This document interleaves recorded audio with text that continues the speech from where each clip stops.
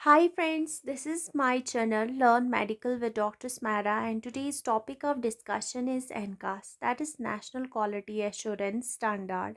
Before we really discuss about this NCAS, what is the definition and what is the procedure of NCAS? First of all, we must define this what is quality assurance program. And first of all, in that we will define what is quality in general. We all know that quality is the degree of adherence to predetermined standards. अगर हम कोई भी standards होंगे किसी भी company में या किसी भी मेडिकली होंगे कोई standards होंगे predetermined standards और उनको हम लोग एक adhere करेंगे उनकी क्वालिटी को इम्प्रूव करने के लिए जो डिग्री ऑफ एडहरेंस हम करेंगे उसको हम क्वालिटी बोलते हैं या हम लोग यूँ कह सकते हैं सिंपली स्टैंडर्डाइजेशन। हम लोग ये भी कह सकते हैं कि कस्टमर की एक्सपेक्टेशंस को मीट करना या उसको सरपास करना इज़ क्वालिटी। हम लोग ऐसे भी कह सकते हैं कि doing right things in right way first time and every time. जो भी हम लोग अच्छे काम करते हैं राइट वे में करते हैं, चाहे वो फर्स्ट टाइम कर रहे या बार बार कर रहे हो, हम उसको इन जनरल क्वालिटी बोलते हैं। तो क्वालिटी जो है हेल्थ केयर में किस तरह से डिफाइन करते हैं क्वालिटी जो है, हमें क्वालिटी क्यों चाहिए, क्योंकि हमें पेशेंट केयर करना होता है। तो इसीलिए गवर्नमेंट ऑफ इंडिया ने उसको हेल्थ केयर को प्रोवाइड करने के लिए एक स्टैंडर्ड जनरेट किया है जिसको हम एनकॉस बोलते हैं, और उसमें हम क्वालिटी अगर हम बात करेंगे हेल्थ केयर में हम लोगों को इफ़ेक्टिवनेस देखना है, like achieving outcomes as desired by doing right things. Like जो भी आउटकम्स हम लोग चाहते हैं राइट थिंग्स को करके हम लोग अच्छे रिजल्ट्स पे पहुंच सकते हैं, लाइक मोर्टेलिटी मॉर्बिडिटी जो भी है। तो इस तरह से हम क्वालिटी इम्प्रूव कर सकते हैं। इसी तरह एफिशिएंसी के लिए हमें क्वालिटी इम्प्रूव करनी होगी, that is maximising the quality of health care delivered. Like जितने भी हम हेल्थ केयर सर्विसेज डिलीवर कर रहे हैं उनको मैक्सिमाइज किया जाए। हम लोग को ऐड ही करना है इसमें। पहले पहले सर्विसेज 6 होती थी उसमें रिप्रोडक्टिव हेल्थ केयर, तो आजकल जो है उसमें ऐड ऑन हो गया है। यही होता है कि क्वालिटी को एफिशिएंट बनाना होगा।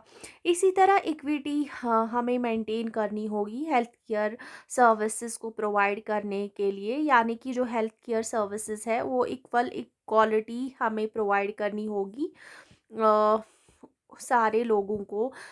अगर वो डिफरेंट कैरेक्टरिस्टिक्स के हो डिफरेंट रेस के हो, लेकिन हमें उनको एक सम्मान जो है हेल्थ केयर सर्विसेज प्रोवाइड करनी होगी। इसी तरह पेशेंट सेंटर्ड क्वालिटीज़ होनी चाहिए।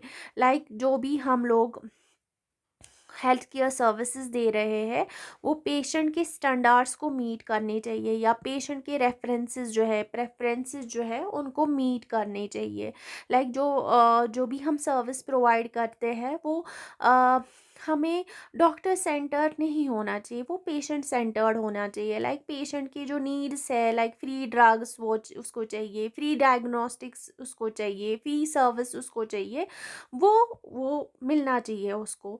दैट इज़ जो क्वालिटी हम प्रोवाइड कर रहे हैं उसको पेशेंट सेंटर्ड होना पड़ेगा, तभी वो क्वालिटी हेल्थ केयर में ठीक मानी जाए। इसी तरह वो सेफ होनी चाहिए। Avoiding harm to patients from care that is intended to help them. जो भी हम प्रोवाइड कर रहे हैं क्वालिटी सर्विस प्रोवाइड कर रहे हैं वो पेशेंट को हार्म नहीं करना चाहिए। ऐसा वो सेफली उसको प्रोवाइड करनी चाहिए, तो तभी वो क्वालिटी जो है वो हम अच्छी प्रोवाइड करेंगे। इसी तरह timeliness, that means obtaining needed care while minimising delays. जो भी डिलेज होंगे वो हमें नहीं करने होंगे, तभी जाके हम जो है एक अच्छा केयर प्रोवाइड कर सकते हैं। अगर हम टाइमली हेल्प नहीं करेंगे तो उस सर्विस का क्या फ़ायदा। यही है कि क्वालिटी हेल्थ केयर में कितनी ज़रूरी है। इसी के लिए एक प्रोग्राम इनकाद किया गया जिसको हम नेशनल क्वालिटी एश्योरेंस स्टैंडर्ड या एनकॉस बोलते हैं। तो एनकास क्या है, ये फ्रेमवर्क है जो डेवलप किया गया ministry of health and family welfare India ने to monitor and improve the quality of health care services in public health facilities. जो भी हमारी हेल्थ फैसिलिटीज़ है वहाँ पे जो सर्विसेज है उनको मॉनिटर करना और उनको का क्वालिटी इम्प्रूव करना, उसके लिए एक स्टैंडर्ड कायम किया गया जिसको हम नेशनल क्वालिटी एश्योरेंस स्टैंडर्ड बोलते हैं या एनकास बोलते हैं। तो उसमें जो है उसमें कुछ कंपोनेंट्स है जो हमें मेन देखने होंगे। वो कंपोनेंट्स 8 है जिनको देखकर जो है हम लोग एनकास की जो स्टैंडर्ड्स है उनको पूरा कर सकते हैं। और उसमें सबसे पहले सर्विस प्रोविजन है, जो भी हम सर्विसेज प्रोवाइड करते हैं उनको देखना है। इसी तरह पेशेंट राइट्स, उसमें पेशेंट के हुकूक क्या है वो देखने हैं। इनपुट्स, जो भी इंफ्रास्ट्रक्चर है वो सपोर्ट सर्विसेज को देखना होगा। क्लिनिकल केयर जो प्रोवाइड किया जा रहा है एक पेशेंट को, इन्फेक्शन कंट्रोल प्रोवाइड किया जाता है, क्वालिटी मैनेजमेंट को देखना होगा और फिर रिजल्ट आउटकम को देखना होगा। इस तरह से ये फ्रेमवर्क वर्क करता है और इसमें ये कंपोनेंट्स जो है उन पे काम करके जो है हम एनकास करते हैं।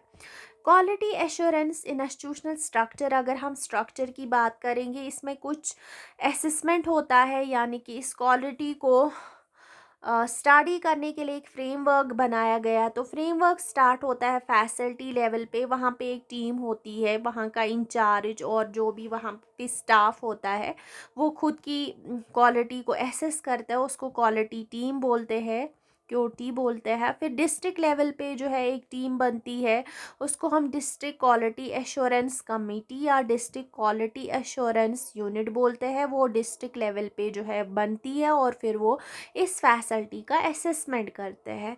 इसी तरह एक स्टेट लेवल पे एक टीम होती है जिसको हम स्टेट क्वालिटी एश्योरेंस कमेटी बोलते हैं। फिर वो इस फैसिलिटी को एसेस करती है।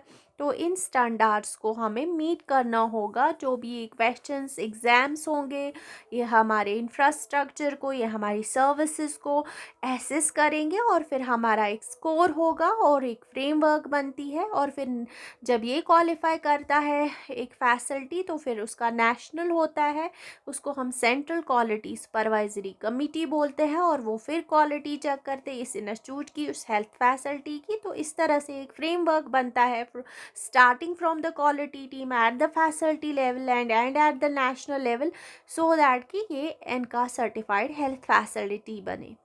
तो यहाँ पे आप देख पा रहे होंगे इसमें 4 साइकिल्स आते हैं। पहले बेसलाइन असेसमेंट होता है और ये जो है ये सेल्फ असेसमेंट होता है। जो भी फैसिलिटी का जो क्वालिटी टीम होती है, यानी कि फैसिलिटी में जितने भी मेंबर्स, किसी हॉस्पिटल में, किसी आर्म में, किसी पीएससी में जितने भी हमारे पास स्टाफ होता है वो खुद का सेल्फ असेसमेंट करते हैं। फिर इंटरनल असेसमेंट होता है जो कि डिस्ट्रिक्ट लेवल टीम मेंबर्स के द्वारा कराया जाता है। फिर स्टेट असेसमेंट होती है स्टेट असेसर्स के द्वारा। और फिर नेशनल असेसमेंट होता है जो कि हमारी जो नेशनल हेल्थ सर्विस कमेटी है वो करती है। तो ये हमारे एनकास के ओवरव्यू है कि एनकास होता क्या है, नेशनल क्वालिटी एश्योरेंस स्टैंडर्ड क्या होता है। तो फिर हम आगे इसमें वन बाय वन स्टडी करेंगे कि इसमें होता क्या है, कितनी रजिस्टर्स होती है, कितने क्वेश्चंस पूछे जाते हैं। तो स्टे विद मी।